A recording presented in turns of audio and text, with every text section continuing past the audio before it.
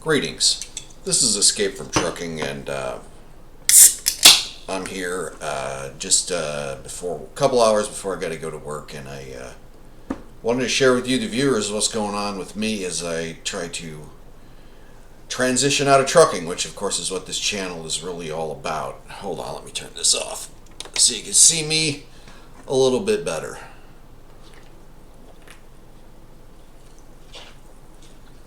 Let me just make sure it's still recording. Yeah, I'm still going. I'm settled in. I'm cozy. I've got my LaCroix right here, and I'm about to go to bed for a couple hours before getting to work. I wanted to share with you. I got turned down. I got turned down once again for a garbage job, and as you may or probably don't know, I've been, my plan has been to transition from a graveyard shift job to a more daytime job, whereby I could then start using the cash I have saved up to buy real estate properties, which I will have the time to manage. And I appear to be stuck in a trap. I got turned down for this job again, a different garbage job in a slightly different city, and it's starting to. I'm coming to the conclusion that I'm probably not going to get a trash hauling job anytime soon, and in fact, with the way the job market is in this town in East Texas, I don't really live in a trucking town. I don't want to reveal where I'm working or really give any clues to where I'm working. So I just don't know how much I should disclose here. But I've been looking for home daily LTL jobs, and I've been looking for home daily garbage jobs because I've come to the conclusion that those are the two lines of trucking that I will be best at. Okay, I'm not a flatbed guy. Okay, do I look like a flatbed guy to you? I'm not a forklift, manual transmission forklift guy. I'm not a roughneck of any kind. My original plan was to do fuel hauling to get into that, and fuel hauling didn't work for me. I got fired. I'll be honest. So I'm been working a graveyard shift job for the last year now, and My plan was, like I said, to shift to something that's more daytime, and I'll explain why in a minute here.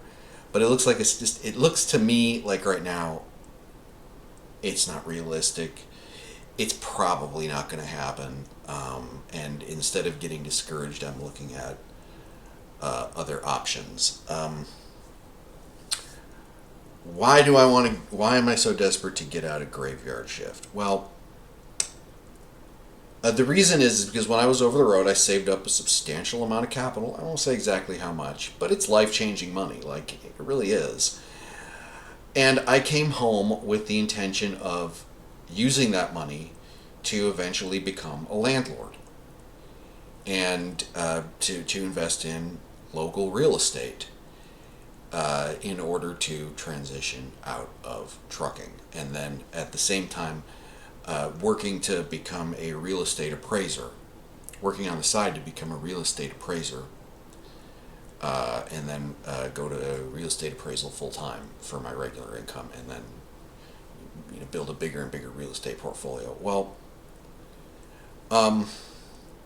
it's since occurred to me that it's going to be not feasible to be a landlord while I'm over the road, especially a beginning landlord. It's not, to me. Maybe there's some of you out there that somehow managed to make that work. I can't. I know another trucker. He's got a duplex and he lives in one of those units, and that's great. Good for him. Kind of jealous of him, actually, if I'm being honest. But that's okay. Nothing wrong with being jealous. But I don't think it's going to work over the road, okay? And I'm not over the road. But I also don't think it's going to work in graveyard. I don't think part-time landlording is going to work as a graveyard shift trucker. Because I need my sleep, and the times I would get calls to have to come do something is when I need to be sleeping. So that just really, I'm not willing to do it, okay? And my original plan was then to transition into something in the daytime, and that doesn't seem to be happening.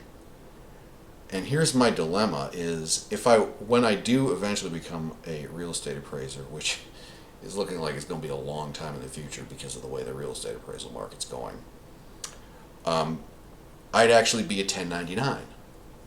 And as a 1099, especially when you're starting out, it's impossible to prove that income to buy another property. In other words, I have to be, in order to qualify to buy a rental property, with the amount of money that I have, to qualify to buy a rental property, I need to have a W-2 job. And the only W-2 jobs right now appear to be either over the road or third shift. Those are the trucking jobs that I can do. And so I'm in a trap. And it just seems to, I don't think I can really get out of this anytime soon. And so I'm exploring alternatives, and one alternative I thought of doing was, while I'm still W-2, and I've got some plans on getting out of, I've got some new plans, by the way, that don't involve real estate appraisal. I still in the long term be an appraiser, but I've got some other plans for the shorter term, which I'll indulge in a different video. While I'm still W-2, what I need to do is I need to invest in another property out of state that someone else can manage. In other words, I need to invest in a turnkey property while I'm still W-2. Because the advantage of being a W-2 worker is that you can qualify for a Fannie Mae or Freddie Mac loan with just 30 days of your income, right? If you're 1099, you got to prove 2 years income, and that's income. Income is revenue minus expenses, and if you expense out all your income, well, too bad, so sad. The only income you can report on a loan is the income you report to the IRS. It makes buying a home much more challenging for a self-employed person. So one of the big advantages of W-2 is you can qualify for Fannie and Freddie financing for real estate. And I would still like to leverage that advantage that I have without having to actually manage the property. And for that, I think what I'm going to do is I'm going to try to invest in turnkey properties. There's a turnkey house refurbisher that refurbishes properties in Tennessee and Arkansas, in Memphis, Tennessee, and Little Rock, Arkansas. It's called I'll just say what it is. It's Mid-South Home Buyers. I heard them on the Real Estate Guys podcast. And I have just about enough money to get to snag one of their properties when they come up. And the question is, how long will it be till it comes up? Like, I don't know how long the waiting list is, but I think I'm going to get back. I was on that waiting list for a time, and then I decided to try my hand at trying to get a home for myself here. It just doesn't seem to be working, like I said. So I'm going to try to get back. I'm going to get back on that waiting list, and you know, they were offering me properties about 18 months ago when I was on their waiting list, and hopefully they'll be able to offer me some properties again. And I'll be able to snag one before I make my transition away from trucking. So that's where I'm at. It's a dilemma that I'm in. Maybe some, it's probably not exactly the same as what you're going through if you're in trucking and trying to transition and trying to get back to a work-life balance. It's probably not exactly the same as your story, but I bet you it's pretty similar. I bet you it's a pretty similar dilemma. So I'd really be honored if you could leave some comments for me, and I'll see you next time. Bye bye.